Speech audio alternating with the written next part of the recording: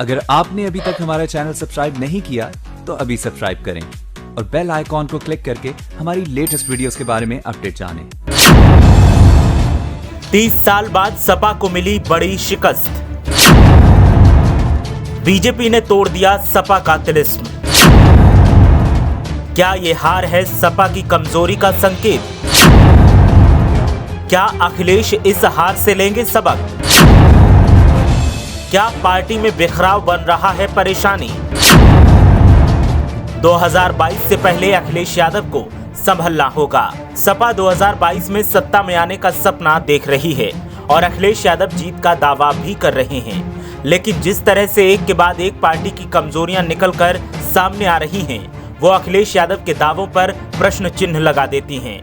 अब सहकारी ग्राम विकास बैंक को ही ले लीजिए, जिसमें सपा को शिकस्त तो मिली ही, साथ ही पार्टी की तैयारियों पर भी शिकस्त ने सवाल उठा दिए और बीजेपी ने 30 साल के बाद सपा के वर्चस्व को तोड़ दिया।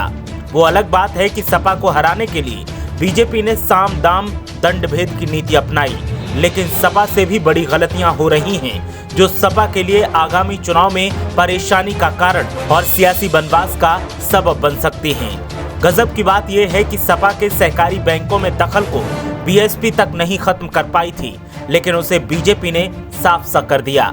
सपा कुनबे के लिए ये एक बहुत बड़ा झटका है, साथ ही अखिलेश यादव के लिए 2022 से पहले एक सबक भी है कि अभी भी वक्त है, गलतियों को ढूंढकर उन पर काम किया जाना चाहिए। समाजवादी कुनबे के बीच पिछले 4 साल से चली आ रही कलह और भारतीय जनता पार्टी की रणनीति से करीब 3 दशक से उत्तर प्रदेश सहकारी ग्राम विकास बैंक में चला आ रहा मुलायम सिंह यादव परिवार का तिलिस्म टूट गया।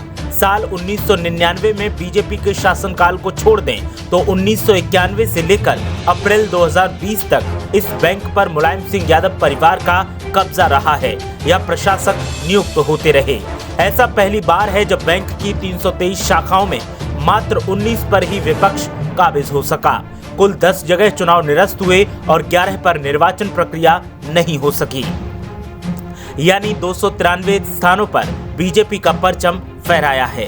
सहकारिता की सियासत में सिरमौर माने जाने वाले शिवपाल सिंह यादव और उनकी पत्नी अपनी सीट बचाने में कामयाब रहे, लेकिन पूर्व से लेकर पश्चिम तक उनके सभी से पहला सार मैदान में टिके ही नहीं, ताश के पत्तों की तरह बिखर गए।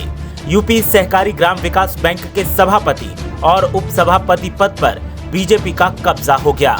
लखनऊ सहकारी ग्राम विकास बैंक के सभापति पद पर संतराज यादव निर्विरोध चुने गए। केपी मलिक भी उप सभापति के पद पर निर्विरोध चुने गए। दोनों पदों पर बीजेपी का कब्जा हुआ। अब तक शिवपाल यादव सहकारी ग्राम विकास बैंक के सभापति हुआ करते थे। कोरोना वायरस संक्रमण के दौरान कराए गए बैंक की स्थानीय प्रबंध समितियों और अन्य सामान्य सभा के चुनाव में कानपुर और ब्रज क्षेत्र में विपक्ष को कुछ राहत मिली, वरना पश्चिम की 59 में से 55, अवध के 65 में से 63, काशी के 38 में से 33 और गोरखपुर की 34 में से 30 स्थानों पर बीजेपी काबिज हो गई। कानपुर क्षेत्र में बीजेपी को 45 में से 34 और ब्रज क्षेत्र में 82 में से 78 क्षेत्र में जीत मिली है। मथुरा के गोवर्धन और 9 झील में नामांकन ही नहीं हो सके, जबकि कुशीनगर की पडरौना, बांदा की बवेरू, फतेहपुर की बिंदकी खागा, सोनभद्र की रॉबर्टगंज और कानपुर की घाटमपुर चौबेपुर में चुनाव निरस्त कर दिए गए। बता दें, समाजवादी पार्टी का सहकारी ग्राम विकास में जो वर्चस्व था, उसे बीएसपी भी नहीं तोड़ सकी थी। दरअसल अगर इस बैंक का इतिहास देखें तो साल 1960 में पहले सभापति जगन सिंह रावत निर्वाचित हुए। इसके बाद रऊफ जाफरी और शिव मंगल सिंह 1971 तक सभापति रहे। इसके बाद बैंक की कमान प्रशासक के तौर पर अधिकारियों के हाथ में आ गई। साल 1991 में मुलायम सिंह यादव परिवार की एंट्री हुई। हाकिम सिंह करीब 3 महीने तक सभापति बने और 1994 में शिवपाल यादव सभापति बने। केवल बीजेपी काल में तत्कालीन सहकारी मंत्री राम कुमार वर्मा के भाई सुरजन वर्मा अगस्त 1999 में सभापति निर्वाचित हुए थे। बीएसपी काल में सपाहियों ने कोर्ट में मामला उलझाकर चुनाव नहीं होने दिया था और अब जब चुनाव हुआ तो बीजेपी ने अपना वर्चस्व और सपा को हाशिए पर धकेल दिया। अब देखना यह है कि समाजवादी पार्टी इस हार से क्या सबक लेती है और कैसे अखिलेश यादव रणनीतियों में तब्दीली करके नई रणनीति बनाकर 2022 की तैयारी करते हैं। अब सपाई अपने प्रमुख की तरफ उम्मीद भरी नजरों से देख रहे हैं कि अब वो क्या करिश्मा करेंगे। ब्यूरो रिपोर्ट, मीडिया हलचल।